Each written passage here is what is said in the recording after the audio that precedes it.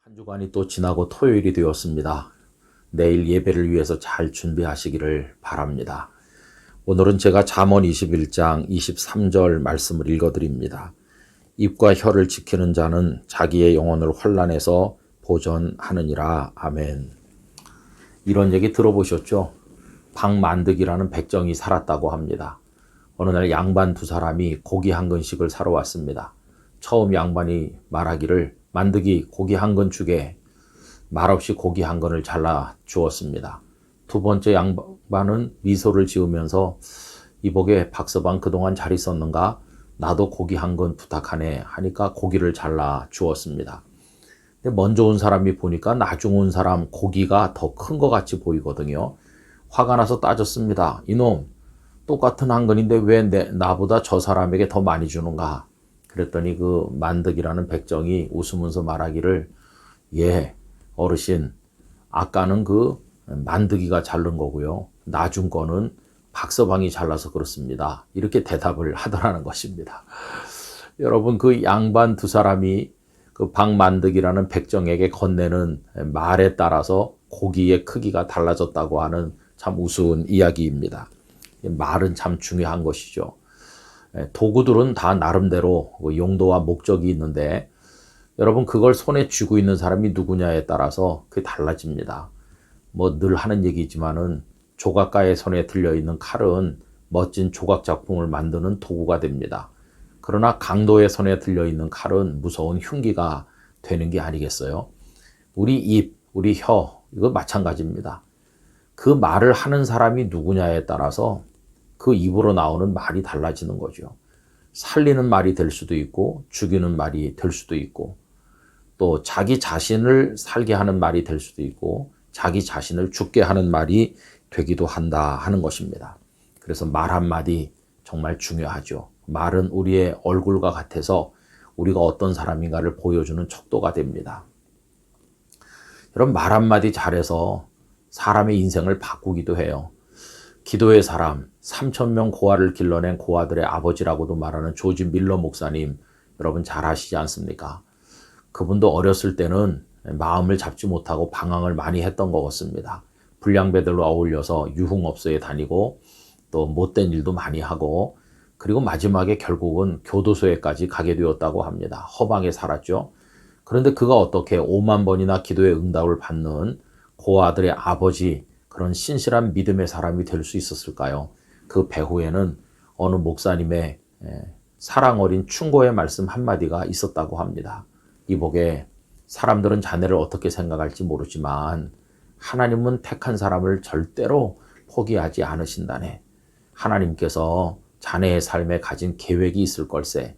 그러니 자네 응답하기만 한다면 반드시 하나님께서 자네 인생을 복되게 의미 있게 만드실 거라고 나는 믿네. 이렇게 격려를 해 주었다고 하는 것입니다. 여러분, 아름다운 말 한마디는 남을 살려줍니다. 그런데 나쁘게 말하고 악하게 말하면 남만 죽이는 게 아닙니다. 결국은 자기 자신도 죽게 되는 거죠. 그래서 오늘 말씀은 입과 혀를 지키는 자는 자기 영혼을 환난에서 보존한다 했는데요. 뒤집어서 입과 혀를 지키지 못하고 악한 말을 생각나는 대로 쏟아붓다 보면 결국 자기 영혼을 죽이게 된다. 그런 무서운 얘기가 아니겠습니까? 여러분, 그래서 말 한마디 우리가 덕을 세우고 잘해야만 되겠습니다. 다윗 왕 때 시므이라는 사람이 있었거든요. 그 다윗이 밧세바와 간음하는 잘못을 했죠. 하나님의 진노를 받게 돼요. 나중에 그 압살롬이 반란을 일으켰고 다윗은 궁궐을 버리고 도망하는 신세가 됩니다. 그때 그 시므이가 도망하는 다윗을 보면서 저주하는 말이 성경에 나오는데 사무엘하 16장 7절 이하입니다. 제가 쉬운 성경으로 읽어보면 조금 더 그 실감이 날 겁니다. 시므이는 이런 말로 다윗을 저주했습니다. 이 살인자야, 이 나쁜 놈아, 가거라 가. 내가 사울의 집안 사람들을 죽였기 때문에 여호와께서 너에게 벌을 주고 계신다. 너는 사울의 왕자리를 빼앗았다. 그러나 이제 주께서 네 나라를 네 아들 압살롬에게 주셨다. 너 같은 살인자는 망해야 한다. 이렇게 되어 있어요. 시므이가 다윗을 저주하면서 막 쏟아낸 겁니다. 그런데 여러분 따져보면 시므이의 말은 하나도 맞는 게 없어요. 다윗이 사울의 왕자리를 빼앗아서 왕이 됐습니까? 아닙니다. 사울은 자기 죄 때문에 하나님의 벌을 받은 것이고 다윗은 단 한 번도 사울을 공격한 적도 없고 해를 가한 적이 없어요. 오히려 사울이 다윗에게 죽을 뻔한 고비가 2번이나 있었지만 다윗은 하나님이 택한 사람을 내 손으로 죽일 수 없다고 하면서 머리털 하나 건드리지 않았어요. 사울의 집안 사람을 다윗이 죽인 적이 없어요. 무고하게 죽인 경우가 전혀 없어요. 그런데 시므이는 자기가 베냐민 지파 출신이다 보니까 같은 베냐민 출신이었던 사울의 가문이 몰락한데 원한을 가지고 없는 말로 다윗을 저주했던 것이죠. 여러분 이 시므이는 자기 절제를 못하고 말을 막 쏟아놓았어요. 악한 말을 쏟아놓았는데 결과가 어떻게 됐습니까? 나중에 다윗이 반란을 진압하고 궁궐로 돌아올 때 사람들은 그 시므이를 죽이라고 권했죠. 그러나 다윗은 그렇게 하지 않았어요.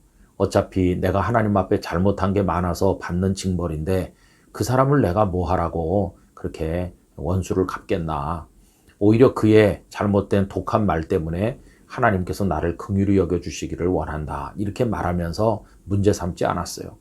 근데 세월이 많이 지나서 다윗이 세상을 떠나고 다윗의 아들 솔로몬이 왕이 되잖아요. 근데 솔로몬 때 와서 시므이는 그날 그 저주한 것 때문에 죽는 것은 아니고 다른 약속을 지키지 않은 것으로 인해서 결국은 죽음에 이르게 됩니다. 이걸 따져 올라가 보면 시므이가 자기가 했던 말로 인해 가지고 죽게 된 거나 마찬가지니까 설화로 죽었다 이렇게 말해도 될 것이라고 생각이 됩니다. 여러분 함부로 내뱉는 말은 나도 죽고 남도 죽게 만듭니다.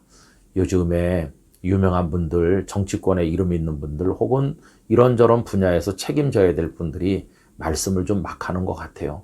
조금만 더 생각해서 조금 부드러운 표현으로 상대방 입장을 고려해서 말해준다면 국민들이 편할 텐데 여과되지 않은 말들이 보도되므로 우리들의 마음을 좀 불편하게 하고 있습니다. 오늘 우리는 덕스러운 말로 남도 살리고 나도 사는 그런 언어의 아름다운 축복을 누리게 되기를 원합니다. 하나님 아버지, 저희의 입술에 세례를 주사 거룩하고 덕스러운 말로 열매 맺고 남을 살리고 우리도 사는 은혜의 말을 하도록 도우시옵소서. 예수님의 이름으로 기도하옵나이다. 아멘.